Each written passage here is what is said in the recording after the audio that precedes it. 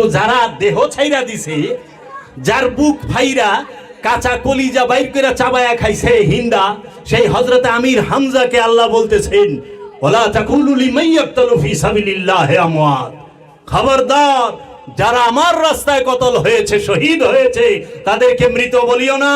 ওয়ালা কিল্লা তাশউরুন, তোমরা জানো না তারা জীবিত। বালা হিয়া, তারা জীবিত। দেখেন, যারা আল্লাহর রাস্তায় শাহাদাত বরণ করে তাহারা জীবিত। হযরত আমির হামজা রাদিয়াল্লাহু তাআলা আনহু জীবিত, হযরত সালমান ফারসি জীবিত, হযরত আবু যর গিফারি জীবিত কোরআনের ভাষায়। কিন্তু তারা কিন্তু দেহ ছাইরা দিছে। মাওলা হুসাইন আলাইহিস সালাতু ওয়াস সালাম জীবিত, মাওলা হাসান আলাইহিস সালাতু ওয়াস সালাম জীবিত, মাওলা আলী আলাইহিস সালাতু ওয়াস সালাম জীবিত। আল্লাহর ভাষায় আল্লাহ কোরআনের মধ্যে বইলা দিছে সূরা আল ইমরানের মধ্যে, ওয়ালা তাহসাবান্নাল্লাযিনা কুতিলু ফি সাবিলিল্লাহি আমওয়াত বাল আহইয়াউন ইনদা রাব্বিহিম ইয়ারযুকুন। খবরদার যারা আমার রাস্তায় কতল হয়েছে, আমার রাস্তায় মৃত্যুর স্বাদ পেয়েছে, মৃত্যুবরণ করেছে, তাদেরকে তোমরা মৃত বলিও না। বালাহিয়া, বরং তারা জীবিত। বালেন্দা রাব্বিহিম ইয়ারযুকুন, তারা তাদের রবের তরফ হইতে গোপনে গোপনে রেজেক পাইতাছে। গোপনে গোপনে আল্লাহ রেজেক দেয়। রেজেক কি মুর্দায় খায় না জিন্দায় খায়?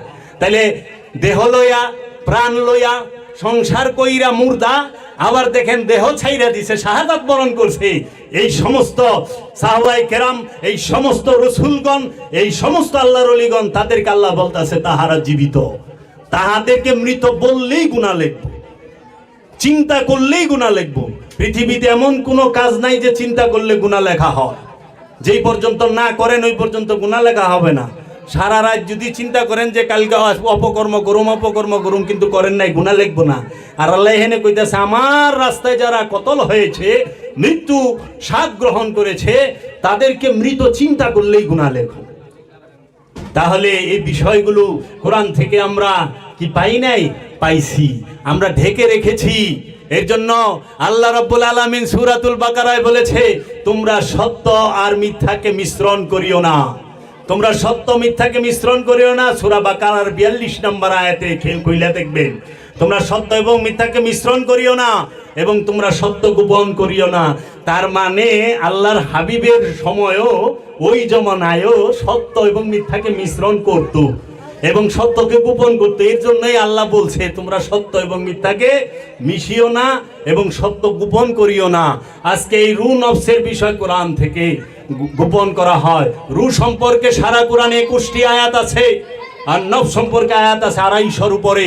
আমি প্রত্যেকটি আয়াত আমার মুর্শিদের দয়ায়, আমার মুর্শিদ বাবা জাহাঙ্গীরের দয়ায় আমি বের করেছি এবং প্রত্যেকটি আয়াতে আমি অবাক হয়ে গেছি যে নফস সম্পর্কে বলতেছে যে এই নফস মৃত্যুর স্বাদ গ্রহণ করবে। কুল্লু নফসুন যায়কাতুল মাউত, প্রত্যেক নফস মৃত্যুর স্বাদ গ্রহণ করবে।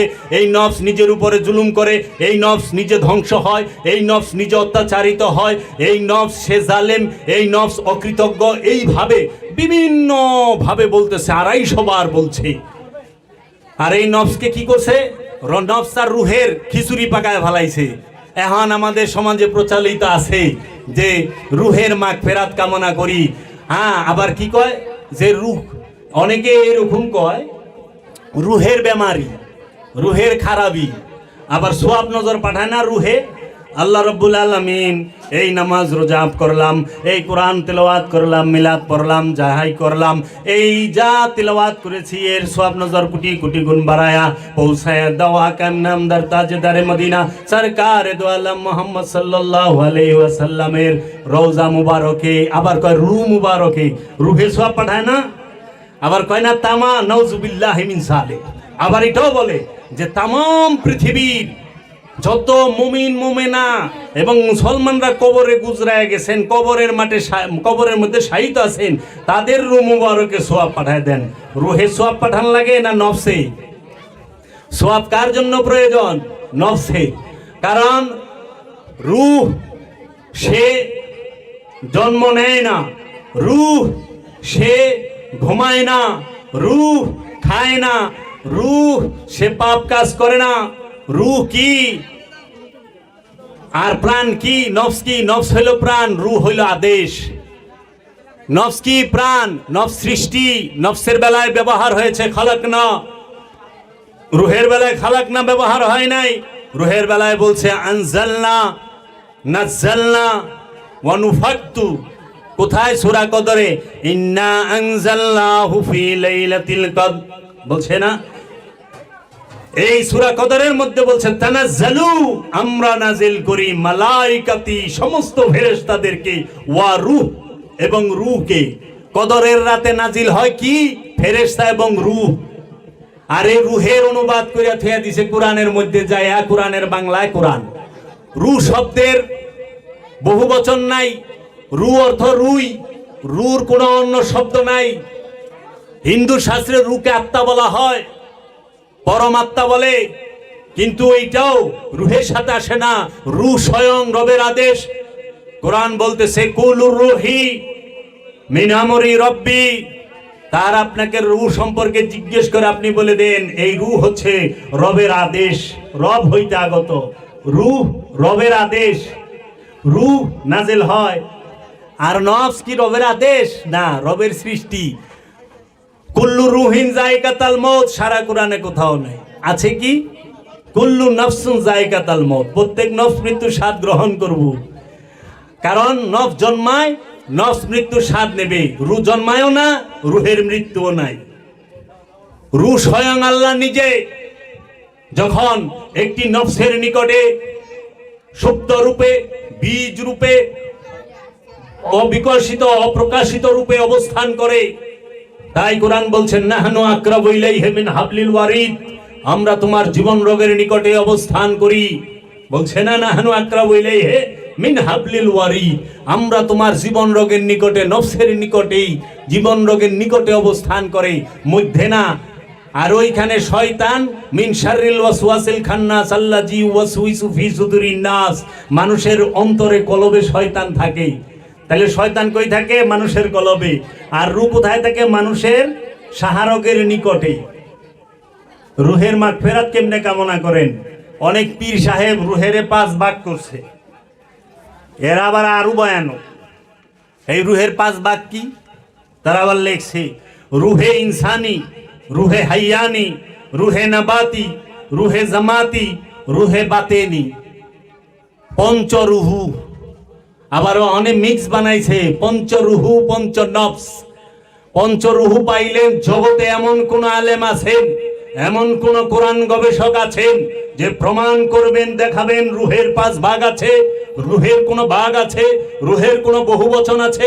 নাই। জগতে কোন আলেম প্রমাণ করতে পারবে না, কারণ সারা কোরআনে রূহ শব্দটাই আছে 21 বার, মাত্র 21 বার। আর 21 বারের মধ্যে নাজ্জালনা ওয়া নুফাক্তু এই শব্দগুলো ব্যবহার হয়েছে। রূহকে উপদেশ দেওয়াটা মানেই হলো আল্লাহকে উপদেশ দেওয়া। তাই যত আদেশ, উপদেশ, ভয়, ভীতি ইত্যাদি বিষয়গুলো নফসকে কেন্দ্র করেই দেওয়া হয়ে থাকে, এবং রূহকে উপদেশ দেবার প্রশ্নই আসে না। আল্লাহর যত আদেশ, রবের যত আদেশ, রসুলের যত আদেশ, উপদেশ, ভয়, ভীতি যাহা কিছু আছে সব নফসকে কেন্দ্র কইরা, রূহকে কেন্দ্র কইরা না। রূহকে আদেশ দেওয়া যায় না। এখন তারা নফসের ভাগ বুঝতে পারে নাই। নফস সেইটার স্তর আছে। নফসে ইনসানি আছে, মানুষের নফস আছে, নফসে হাইওয়ানি আছে, জানোয়ারের নফস, পশু পাখির নফস আছে না? আজকে যে গরু জব করে খায় ভালাইলেন, এর নফস ছিল না? ছাগল জব করে খায় ভালাইলেন, নফস আসিল না? আসিল তো। ওই পশুরও ক্ষুধা লাগে। নফস তার গুণগুলো কি দেখেন তো? মানুষের প্রতিটা নফসের গুণ কিন্তু একই রকম। পশুরও ক্ষুধা লাগে, মানুষেরও ক্ষুধা লাগে না? পশুরও প্রস্রাব পায়খানা ধরে, মানুষেরও প্রস্রাব পায়খানা ধরে। পশুও শুনে, মানুষও শুনে, কম বেশি। অনেক পশু আছে, পাখি আছে, মানুষের থেকে অনেক বেশি দেখে, বেশি শুনে। যদি জানতে হয় ডিসকভারি চ্যানেল আর ন্যাশনাল জিওগ্রাফি চ্যানেল দেখবেন, কয়ে দিব শকুনের যে চোখের পাওয়ার, বুঝেন না? কত উপরের থেকে এতটুকু একটা মুরগির বাচ্চা হেইটারে দেখে। সিলে বাজ পাখি, ঈগল পাখিতে দেখে না? শকুনে এতটুকু একটা মরা গরু এইটা দেখবার লইছে এই আসমানের উপরে, তার চোখের পাওয়ার আর আমাকে চোখের পাওয়ার কি এক? আমরা তো এতটুকু গুদা গুদা পড়াই দেখি না, লেখাই দেখি না। তাহলে বাবা নফসের গুণগত দিক এক, কিন্তু এই মানুষের নফসের নিকটে রূহ আছে দেখা মানুষ আশরাফুল মাখলুকাত, সৃষ্টির শ্রেষ্ঠ জীব। রবের যত জীব আছে প্রাণী আছে সর্বশ্রেষ্ঠ জীব হইল প্রাণী হইল এই মানুষ। কেন? এই মানুষের নিকটেই আল্লাহ আছেন, মানুষের নিকটেই শয়তানও মানুষের নফসের মধ্যে মিলা থাকে।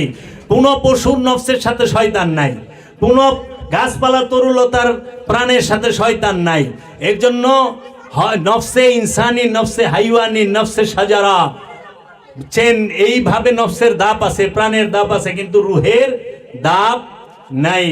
আবার এই নফসেরই আমরা যারা মানুষ, যে মানুষটি শয়তান যুক্ত পরিপূর্ণ শয়তানের মধ্যে যে নফসটি ডুবে রয়েছে, সেই ব্যক্তিটাকে ডাকা হয় নফসে আম্মারা বলে। কোরআনের ভাষা, কোরআনে নফসে আম্মারার কথা আছে। নফসে আম্মারা কারা? যারা শয়তানের দাসত্ব করে, শয়তানের মধ্যে পরিপূর্ণ রূপে ডুইবা রয়েছে। তাল তামাশা, লোভ, হিংসা, মোহ, অহংকার, গীবত এগুলো ছাড়া কিচ্ছু বুঝে না, ভালো মন্দ কিচ্ছু বুঝে না। মানুষের সুনাম কোনো কিছুর শুকরিয়া করতেই জানে না, খালি ভোগ করব।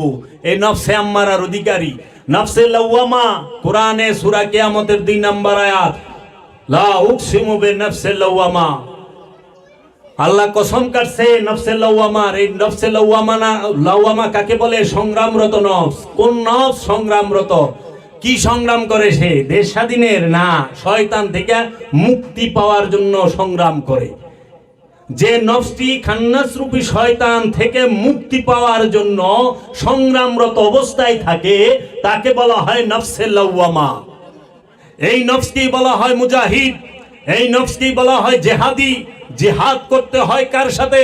জিহাদ 2 প্রকার, একটা হইলো ঢাল তলোয়ার অস্ত্রের মেজাজি জিহাদ, এটা সবার কপালে সুযোগ হয় না, সব দেশে হয় না।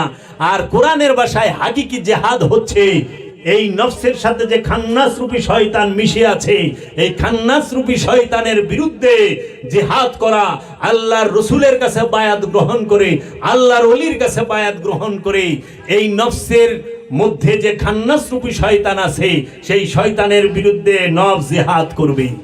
সেই জিহাদকে সবাই খালি মারামারি করবার চায় বাবা, কিন্তু খান্নাস থেকে মুক্তি একজনের লইবার চায় না। আবার সবচেয়ে মজার বিষয় কি? আল্লাহ আমাকে গুনাহ খাতা মাফ করে দাও, গুনাহ মাফ চায়, কিন্তু গুনাহের যে ফ্যাক্টরি শয়তান, উটারে উপরে ভালাই দিবার চায় না। গাছ রাইখা দিব, বছর বছর ফল খাইব, গাছ ছাড়বো, কিন্তু গাছ মূলের থেকে উঠায় ফেলাইব না। পাপের গুনার ফ্যাক্টরি হইল শয়তান। নফস থেকে খান্নাসকে নয় মুসলমান করেন, আর না হইলে তারায়া দেন। দায়মি সালাতের মাধ্যমে ওলিয়ে কামেলের কাছে বায়াত হইয়া নিজে নিজে সালাত হয় না, নিজে নিজে সালাত হয় না, নিজে নিজে সালাত করার সিস্টেমই নাই। এখন তো আমরা নিজেরা মন ইচ্ছা মতো নামাজ পড়ি, আর আল্লাহ কইতেছে আমার রসুল যেভাবে পড়ে বলে সেইভাবে ইবাদত করো, আমার রসুল যাহা বলে তাহা করো।